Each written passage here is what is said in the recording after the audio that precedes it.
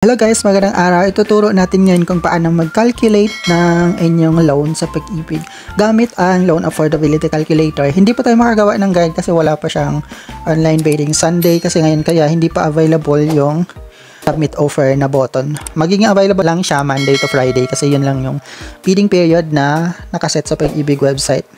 So kung magtataka kayo na walang submit offer na button kapag nag-check kayo ng property, kasi pag weekend hindi po siya talaga cover ng bidding period. So ang bidding period mag-start lang Monday to Friday. Punta lang tayo sa Google Chrome browser, tapos search lang natin ulit dito yung Pag-ibig. Ayan, pag search nyo yung Pag-ibig, meron siyang main page na lalabas or acquired assets. Pasok lang tayo dito sa acquired assets landing page. Yan, pagdating natin dito sa acquired asset landing page, ayan, makikita nyo na agad yung Loan Affordability Calculator. Hindi nyo na kailangan pero pwede naman kayo dito sa main page.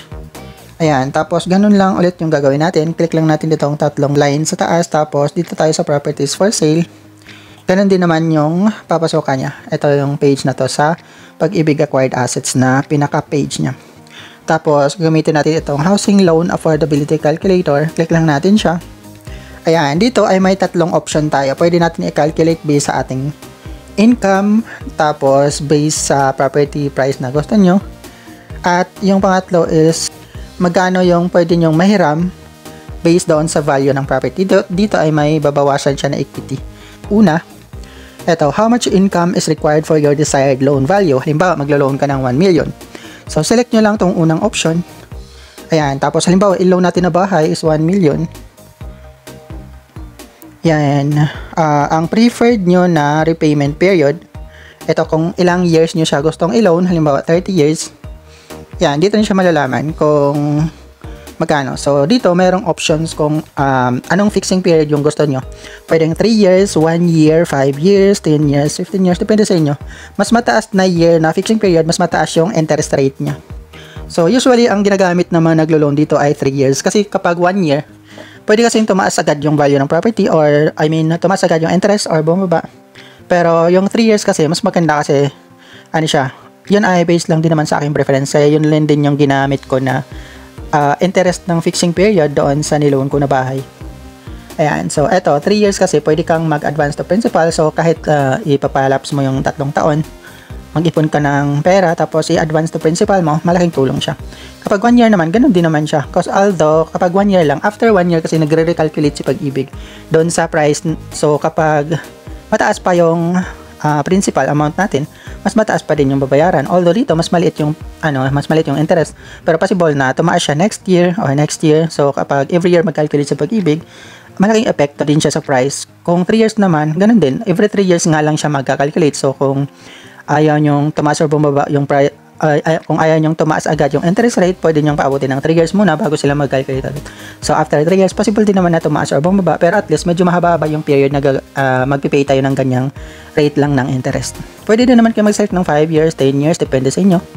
Pero yun nga, mas mataas na din talaga yung interest niya. So every year, possible na tumaas din yung interest niya. Depende naman yun sa inflation at yun sa value ng mga properties sa area.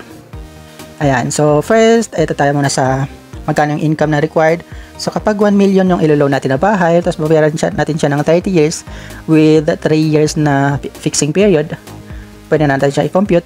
Ayan, ito yung lalabas. So, ito yung magiging income required mo. So, kung 1 million yung ilo-loan mong bahay, tapos 30 years, meron kang 17,591 na monthly income, gross monthly income. So, ganyan lang yung sahod mo monthly na required. Makaka-loan ka na ng 1 million na bahay. Magiging principal plus interest mo is 6,157, tapos yung insurance niya 225. Monthly amortization mo total ng 6,382 lang. Diba? Pero ito hindi pa naman to fix talaga na price kasi ito based pa din naman sa estimated value. Mag-base pa din yun sa depende kung magkano yung pinaka-final calculation na Pag-ibig. Pero ito is idea lang naman to kung gusto yung malaman. Pwedeng mas mataas yung sahod nyo, halimbawa 10k yung sahod nyo, pwede na kayong mag-loan kahit 1 million lang na bahay. Yan. Tapos, ayan, may mga reminders din naman sila. Rates are effective as of January. Results appeared on this calculator is preference only, not official. So, hindi pa din talaga siya official. Actual loanable amount, depende pa din sa Pag-ibig, validation and evaluation nila. Tapos, fixed pricing period, o kung magkano yung gaano kahaba yung gusto nung malalak yung interest rate. So, yun nga yung sinasabi ko, pag 3 years, 3 years nakalak yung interest rate niya. So, after 3 years, possible na tumaas yung interest rate niya, mag-recalculate ulit sa Pag-ibig. So, possible mag-iiba yung monthly nyo after 3 years. Ganyan. Or kung gusto nyo naman 1 year, possible mag-iiba yung monthly nyo after 1 year. Ganun lang naman yung purpose ng fixing period. So, fixing period, ibig sabihin is lock-in period doon sa interest rate. Ayan. So, pwede nyo i-print. Dumako naman tayo sa pangalawang option. Dito tayo sa pangalawa. Magkano yung pwede nyong mahiram based doon sa inyong income. So, una, magkano yung income na required based doon sa value ng property. Bago gusto mo mag-loan ng 1 million, malalaman mo kung magkano yung sahod na required sa'yo. Ito namang pangalawa is kung magkano yung maximum na pwede mong i-loan sa iyong sahod. So, kung mag-monthly ka ng 20,000, example, 20,000. Ayan. So, ito yung monthly na sahod mo. Tapos, yung preferred mo na tenured ng loan mo, or kung ilang taon mo gusto mo siyang i-loan, 30 years halimbawa, ang magiging fixing period natin ay about 3 years. Ika-compute natin. Yan, medyo mabagal lang. Ito yung magiging result niya. So, kung meron kang 20,000 na monthly na sahod, ito yung magiging approximate na loan na pwede mong makuha. Ito yung value ng loan. So, ito is, hindi pa kasama dito yung equity. So, kung gusto nyo mag-loan ng halimbawa 1.2 million, pwede nyo pa din siyang i-loan. Babayaran nyo na lang yung hindi abot ng inyong income as equity. Yan. Ganyan naman yung purpose ng equity. Kapag hindi abot ng inyong income, yun yung babayaran nyo. Ibig sabihin, kaya-cash nyo siyang sobra. Tapos, yung the rest, pwede nyo siyang i-take out as loan. Ayan. Other indicative figures, ito yung magiging principal and interest niya, 7,000, tapos insurance niya, 255. Ang magiging monthly mo is 7,255.80. So, ito yung pinaka-maximum na to na pwedeng ma-loan sa inyong sahod, 20,000. So, pwede kang mag-loan ng 1.1 million, mahigit. And then, 7,255 yung magiging monthly mo. So, ayun, ika-compute mo na lang din siya after ng inyong loan. So, halimbawa, na-approve ka na sa loan, expect mo na mas mababa na yung masasahurin mo kasi yung sahod mo, siyempre babayad mo din sa amortization kasi kailangan mo magbayad ng monthly, magiging 13 or 12,000 na lang yung net mo na sasahurin kasi doon mo siya ibabayad, di ba, sa ilo-loan mo na property. Pero at least, yun naman ay purpose mo is magkakaroon ng sariling bahay at the same time, tuloy-tuloy yung nagtatrabaho. Diba? Yun ay kung gusto mo lang naman makakuha ng bahay. Sa mga foreclosed naman, may mas mura, may below 1 million na property. Depende na lang kung magkano yung bid nyo. Huwag kayong mag-bid ng sobrang taas kasi kayo din naman mahihirapan na kung ma-approve kayo, sobrang taas naman ng niloan nyo, parang hindi na siya worth it. Kasi nga, sa mga foreclosed naman, madalas luma na talaga yung bahay. Marami-rami din ipapaayos. So, gagastos din kayo sa pagpapaayos para renovate.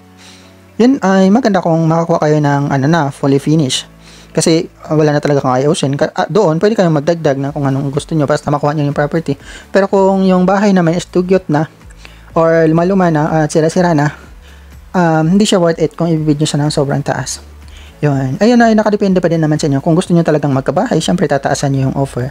Pero ako naman, nung nag-bid ako, nagdagdag lang ako ng mga sa 30,000 sa pinaka-minimum bid. Nakuha ko naman yung property. Yung iba kasi ang OA ng dagdag na sa mga 100,000, 200,000. Sobra-sobra naman kasi kapag niloan nyo din siya, kayo din naman mahirapan kasi yung monthly nyo sobrang taas. Di ba? Ayan. So, ito yung magiging loanable amount sa inyong income. Ganun din, pag 30,000, so compute na lang kung magkano yung income nyo. Ito yung sample lang naman. Tapos, tumakot naman tayo sa pangatlong option. Ito ay magkano yung pwede nyong maborrow based doon sa value ng property. So, halimbawa, ang value ng property is 1 million. Tingnan nyo kung magkano yung pwede nyong ma-loan. Ito naman ay less equity. Kasi kapag nag-loan tayo ng property sa Pag-ibig, hindi naman talaga siya totally yung pinaka-actual price, yun yung ilo-loan natin. Meron pa rin siyang equity na kukunin sa Pag-ibig. Sa naman, sa bidding, may 5% silang kukunin na cash out. Ang matitira, yun ang ipafile natin sa loan. Pero kung mga normal na bahay sa developer, usually kapag mga brand new na bahay, ang malo-loan mo doon is less 20%. So, minimum 20 to 25% yung equity kapag mga brand new na house sa subdivision. So, hindi din talaga siya totally pinaka-total na cost. Kahit mataas yung income natin, kung yung hindi pa rin natin siya totally malo-loan yung pinaka-overall. Unless kung doon ka nagbibid sa negotiated sale. Kasi sa negotiated sale naman, 1,000 lang naman na reservation yung kailangan doon. Ang matitira is, pwede mo siyang i-file ng buong price ng property as loan. Hindi na siya nag-require ng equity. Pero kung mababa naman yung sahod nyo doon sa pinaka-price ng bahay, or yung sahod nyo hindi aabot doon sa pinaka-total price ng bahay, ang sobra nun is, ang sobra sa pwede nyo lang ma-loan, ay babayaran nyo dapat na cash out as equity. Ganun naman yung pinapagawa ni Pag-ibig. Yon, so diretso tayo dito. How much yung pwede mong mahiram based sa value ng property? Halimbawa, naglo-loan ka ng bahay 1 million. Ito yung pinaka-actual price ng bahay. Tapos, babayaran mo siya ng 30 years. Ganun din ang preferred fixing period mo, 3 years na nakalock yung interest. Pag i-compute natin siya, wait lang. 5,000 is the minimum amount. Mali pala ako, 1,000 lang pala to. 1 million. Ayan, so 1 million, 30 years, 3 years yung fixing period. Compute natin siya. Ito yung pwede natin makuhang value. So, based doon sa computation, yung 1 million na price ng bahay, hindi mo naman siya totally talaga makukuha ng 1 million.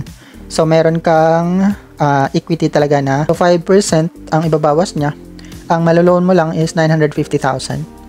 So, yun, mas mababa. Ang magiging monthly income mo na required is nasa mga 16,000 lang mahigit.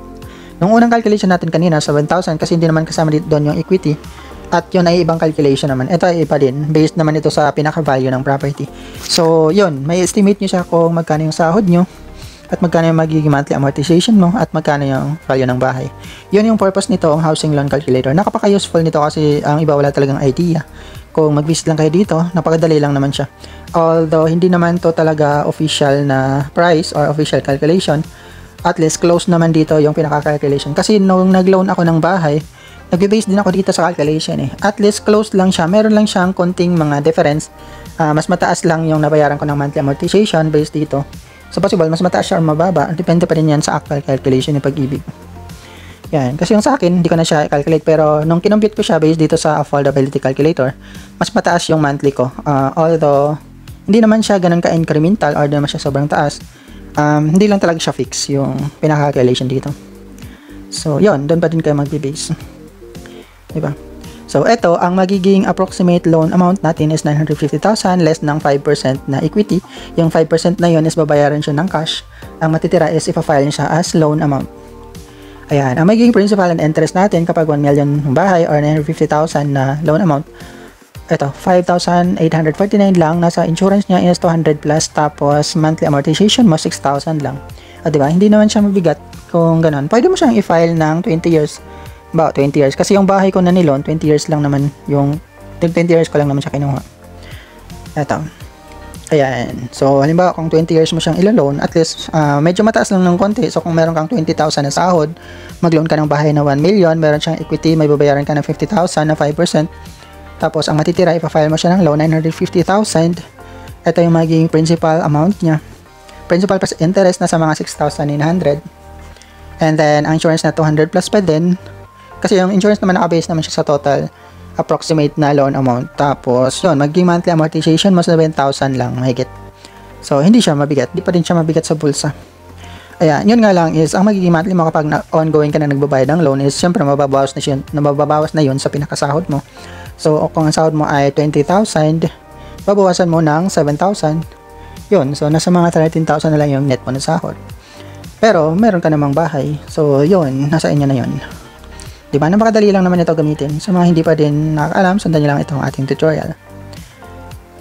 So, dito ko lang tatapusin itong video. Maraming salamat sa panonood. Hanggang next time po muli. God bless. At ingat tayo palagi.